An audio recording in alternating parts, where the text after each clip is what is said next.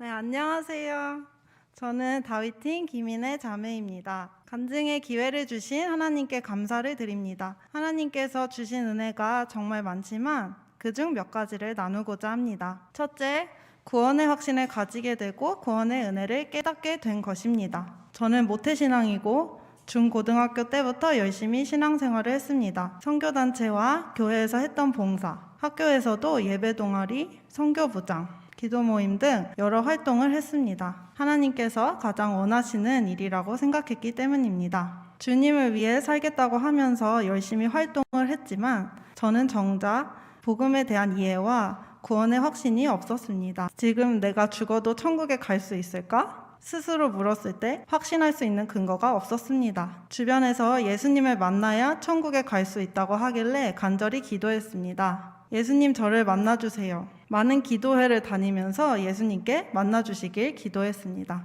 교회 선생님, 가족 등 이곳저곳에서 어떻게 하면 예수님을 만날 수 있고 천국에 갈 수 있는 건지 물었지만 다들 갈 수 있지 얘기할 뿐 명확히 그 방법을 제대로 알려주지 못했습니다.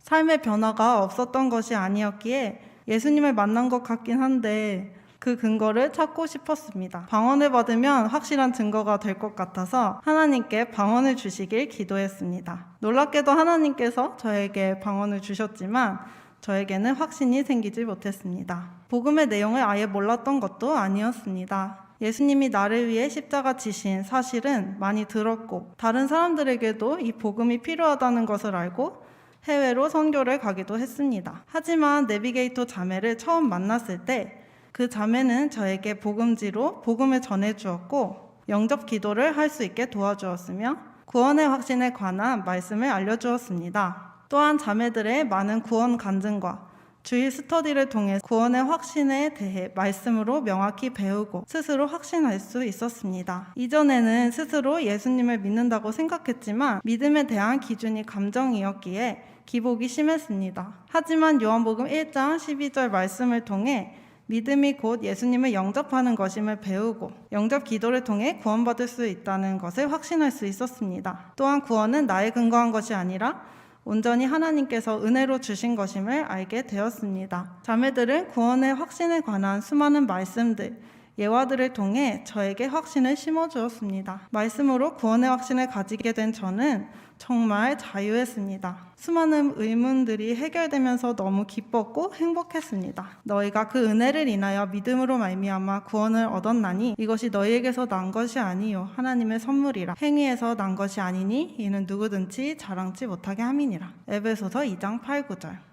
또한 예수님의 십자가 공로의 값이 얼마나 크고 왜 주님께서 십자가를 지셔야만 했는지 이해하게 되었습니다. 한강대교 같은 다리를 만들기 위해서 수많은 사람들이 희생을 합니다. 하지만 다리가 만들어진 후 사람들은 차 타고 3분이면 건널 수 있습니다. 저는 단지 영접 기도를 통해 구원을 받았지만 이를 위해 주님은 상상할 수 없는 고통의 값을 치르셨습니다. 스스로는 해결할 수 없었던 저의 죄값을 주님은 저를 위해 치르셨고 저를 죽기까지 사랑하셨습니다. 우리가 아직 죄인 되었을 때에 그리스도께서 우리를 위하여 죽으심으로 하나님께서 우리에게 대한 자기의 사랑을 확증하셨느니라.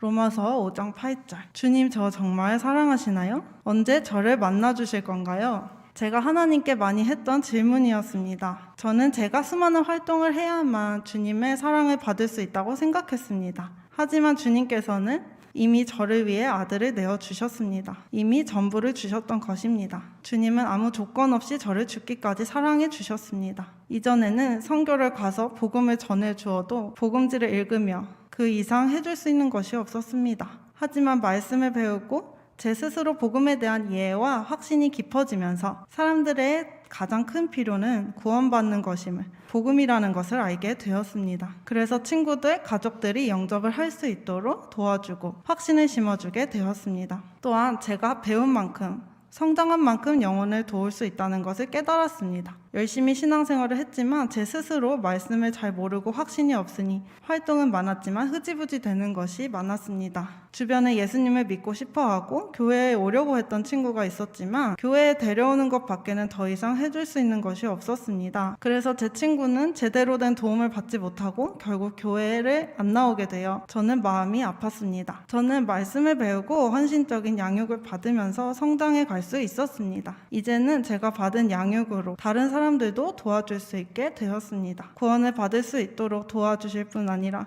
하나님 안에서 성장할 수 있게 도움을 줄 수 있는 사람이 되었습니다. 둘째, 좋으신 하나님을 알게 된 것입니다. 저는 교회에서 많은 활동들을 했지만 점점 과부하가 걸리면서 힘겨워졌습니다. 영적으로 체험을 받기 위해서는 여러 집회나 예배를 찾아가야만 했고 예배를 드리는 그 순간에는 마음이 뜨거워졌지만 금세 다시 식는 저를 보며 정죄감에 빠지기도 했습니다. 저의 잔에 물이 조금밖에 없지만 어떻게든 쏟으며 살아야 하는 삶이었던 것 같습니다. 여러 활동은 많았지만 정작 말씀을 잘 몰라 하나님에 대한 오해가 쌓여갔습니다. 크리스천의 삶은 힘겹고 고난이 많은 삶이라고 생각했고 그 삶이 하나님께서 원하시는 삶이라고 생각했습니다. 또한 하나님의 관심은 제가 아닌 제가 한 활동이라고 생각하게 되었습니다.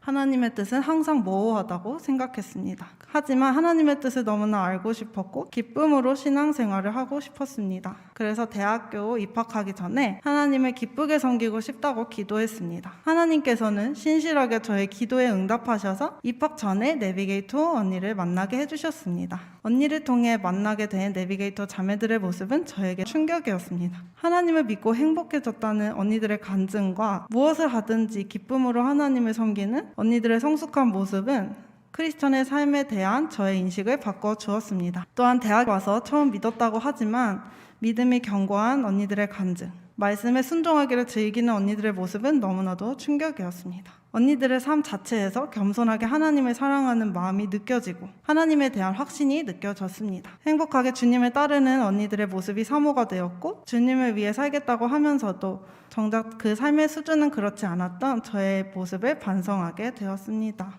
나는 인애를 원하고 제사를 원치 아니하며 번제보다 하나님을 아는 것을 원하노라. 호세아 6장 6절. 저도 주일 성경 공부와 은혜의 샘 모임에 오게 되면서 좋으신 하나님의 말씀을 통해 알아갈 수 있었습니다. 놀랍게도 하나님을 알아가면서 메말랐던 저의 잔이 차고 넘쳐 흐르는 것을 경험하게 되었습니다. 특히 STP를 통해 자매들과 함께 말씀을 읽고 기도하고 교제하면서 하나님에 대한 믿음과 확신이 자랄 수 있었습니다. 하나님과의 인격적인 관계도 깊어질 수 있었습니다. 점점 저의 마음이 밝아지고 기쁨이 넘쳤습니다. 정말 저의 마음이 차고 넘쳐서 다른 사람들에게도 자연스럽게 축복을 나누게 되었습니다. 집에 가서 가족들에게 모임에서 배웠던 내용을 나누었습니다. 이를 듣고 저의 엄마와 동생도 함께 교제에 오게 되었습니다.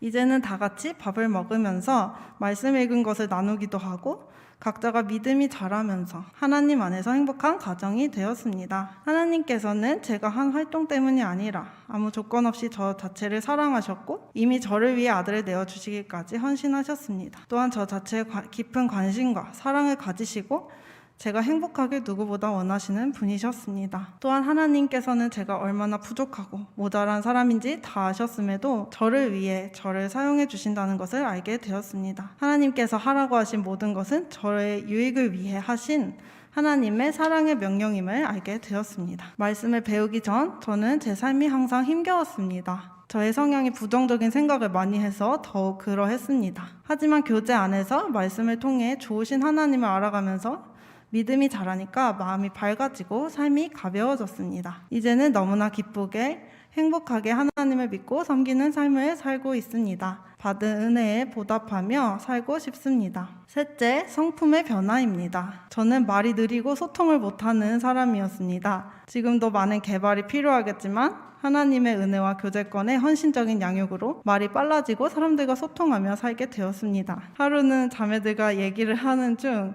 제가 혼자서 기분이 다운되어 있었습니다. 이런 저의 모습을 본 언니는 저에게 무슨 일이 있는지, 왜 다운되어 있었는지 물어보았습니다. 하지만 저는 계속 대답을 못하고 10분이 지나서 한 어절이 나왔습니다.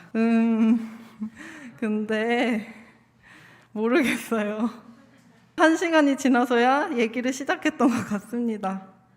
숨도 못 쉬면서 말하기를 어려워하다가 결국엔 울음을 터뜨렸습니다. 이런 저를 언니는 2시간 넘게 기다려주고 또 기다려주었습니다. 거의 밤 10시에 시작해서 새벽 1, 2시까지 언니는 저의 이야기를 들어주고 도와주려고 했습니다. 또한 저는 스트레스가 많고 걱정이 많아 초등학교 때 안면마비가 왔을 정도였습니다.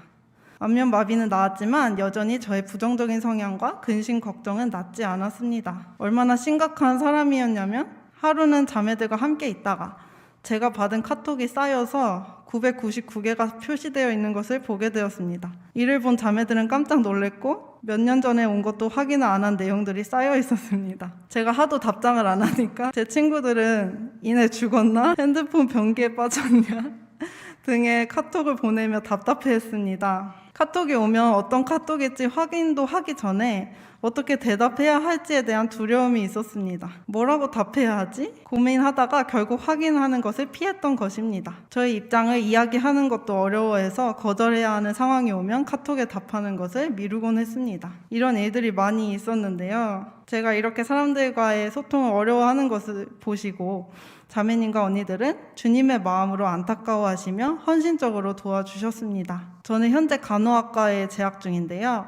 앞으로 병원에서 간호사 생활을 해야 하는 상황입니다. 특히 병원은 1분 1초를 다투며 일하는 곳이기에 더욱 빠르게 소통을 해야 하는 곳입니다. 질문에 대해서 빠른 시간 안에 답을 해야 하는 것입니다. 질문에 답하기 어려워하는 저의 부족한 모습으로는 살아남기 쉽지 않은 것입니다. 하지만 자매님과 언니들은 지금의 어려움뿐 아니라 앞으로의 저의 인생을 생각하시며 저의 문제를 해결해 주시려고 물심양면으로 도와주셨습니다. 제가 스스로 저의 이야기를 할 수 있도록 기다려주시고 들어주시고 받아주셨습니다. 제가 왜 카톡 답을 못하는지, 왜 말이 없게 되었는지 등 원인에 대해 물어봐 주시고 어떻게 하는 것이 저에게 유익한지 성서적인 개념 가운데 알려주시고 가이드를 주셨습니다. 자매들의 도움을 받으면서 하나하나 해보았을 때 저는 많은 변화를 경험할 수 있었습니다. 말을 잘 못한다며 파라오에게 가서 말하기를 거부했던 모세에게 하나님께서는 말씀하셨습니다. 누가 사람의 입을 만들었느냐? 누가 말 못하는 자를 만들고 듣지 못하는 자를 만드느냐? 누가 앞을 보는 자나 앞을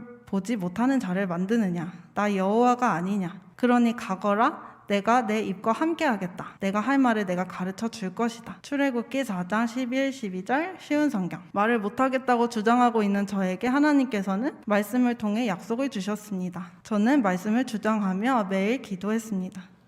그리고 하늘을 우러러 깊은 숨을 쉬셨습니다. 그런 다음 그 사람에게 에바다라고 말씀하셨는데 이는 열려라 라는 뜻입니다. 그러자 그의 귀가 열리고 혀가 풀려 말을 분명하게 하게 되었습니다. 마가복음 7장 34, 35절 쉬운 성경. 이전에 저는 자존감이 낮고 부정적인 성향이었습니다. 다른 사람의 반응에 대해서 미리 부정적으로 예상해버리고 제가 원하는 반응이 나오지 않을까봐 걱정을 했습니다. 말을 안 하니까 제 생각이 잘못된 줄도 몰랐습니다. 자매들과 함께하면서 저에 대해서 나누기도 하고 다양한 사람들과 대화하면서 제가 가지고 있던 막연한 두려움이 실체가 없다는 것을 알게 되었습니다. 또한 제가 얘기만 하면 쉽게 해결되는 것들이 많다는 것을 배울 수 있었습니다. 마음에 쌓인 것들이 풀리면서 속이 시원해지고 자유했습니다. 이전에는 사람들의 반응에 대한 막연한 두려움이 많았습니다. 누구를 만나러 가면 항상 긴장하고 걱정을 먼저 했습니다. 하지만 이제는 누굴 만나러 가도 두려움이 아니라 기대하고 즐거움으로 갈 수 있게 되었습니다. 이전에는 기본적인 소통도 어려워했었습니다. 이제는 먼저 리더 언니에게 저의 상황을 이야기하고 표현할 수 있게 되었습니다. 확인을 하지 못한 카톡의 수도 많이 줄어들었습니다. 또 저희 가정은 대화가 적고 소통이 부족한 가정이었는데요. 이제는 하나님 은혜를 나누고 감사가 넘치는 가정이 되었습니다. 속으로 끙끙대며 괴로워했던 저를 변화시켜 주시고 건져주신 하나님께 감사를 드립니다. 또한 저를 포기하지 않고 바뀔 때까지 도와주셨던 자매님, 자매들께 정말 감사드립니다. 저 한 사람이 뭐길래 이렇게 사랑해 주시고 도와주시는지, 자매님과 자매들의 사랑을 통해 저를 포기하지 않으시는 하나님, 또 저의 문제를 누구보다 잘 아시고 해결해 주기 원하시는 하나님의 사랑을 깨달아갈 수 있었습니다. 이제는 하나님 안에서 하나님을 알아가고 사랑의 양육을 받으며 바뀌어 가고 있습니다. 하나님 은혜로 삶이 가벼워지고 사람들을 만나며 돕는 사람으로 성장해 가고 있습니다. 저 혼자서도 건사하지 못했을 사람이었는데 수렁에서 건져주시고 수많은 은혜를 주신 하나님께 감사와 찬양을 드립니다. 또 철없고 부족한 저를 받아주시고 사랑해주시고 말씀으로 알려주시고 양육해주신 자매들께 감사를 드립니다. 저의 간증을 들어주셔서 감사합니다.